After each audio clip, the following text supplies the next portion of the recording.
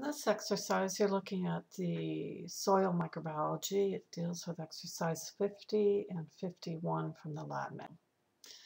In exercise 50, it's looking at the genus Bacillus. These are gram-positive, as the name implies. They are bacillus or rod-shaped.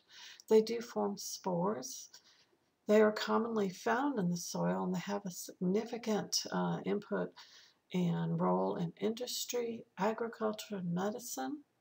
And so in this lab, what you would be doing is you would take a soil sample, and then one aspect is to heat up water, mix the soil with water, heat that up. Because they are spore forming, what you're trying to do is to kill all the vegetative cells that are there, and then just have those spores that are remaining incubate, plate that soil out, incubate it, and then see if any of those spores do germinate. You could grow it on, plate it onto just a nutrient auger, and then you can do a multitude of tests once you've had it incubate for 24 hours. Number one, do a gram stain. If you see it's gram-positive and it is rod-shaped, you can do a spore stain if there are endospores. Then you want to continue doing additional tests such as the catalase test. You could do the starch test, the motility test. All of these biochemical tests would help you with the identification, is this in fact bacillus or not. As said, it has a significance in industry. Several of the enzymes that bacillus, certain species produce, are used in things such as adding enzymes in detergents to make them more effective. Some of the species do produce some antibiotics, which are used in terms of medical microbiology. In agriculture, some species have been used as biological pest management because they do attack and destroy certain other organisms such as fungi and insects. And then another aspect from medical microbiology is there is a species, Bacillus Anthracis, which is the causative agent of anthrax, which of course is a health threat, and not just in general that it can be found in the soil, but also from use as a bioterrorist bioweapon.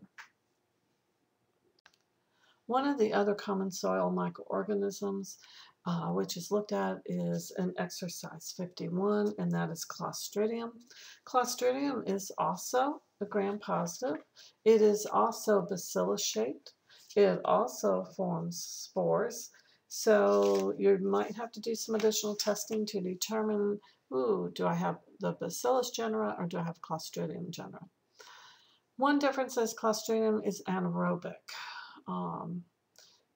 And so when you try to isolate it from a soil sample, you need to grow the culture in a candle jar to reduce the oxygen levels so that you encourage the growth of this anaerobic organism. Several species of Clostridium have major roles in medical microbiology because they are pathogens. There is the particular species of Clostridium botulinum, which is the causative agent of botulism. You have Clostridium tetani, which is the causative agent of tetanus. You have Clostridium perfringens, which is a causative agent of gas gangrene, and then Clostridium difficile, which is commonly referred to as C. diff in the medical community. So there are several species that can cause some very serious illnesses. And so that is of concern because it is spore forming. Once again, once you have grown your cultures, you need to be very careful as you are doing the testing.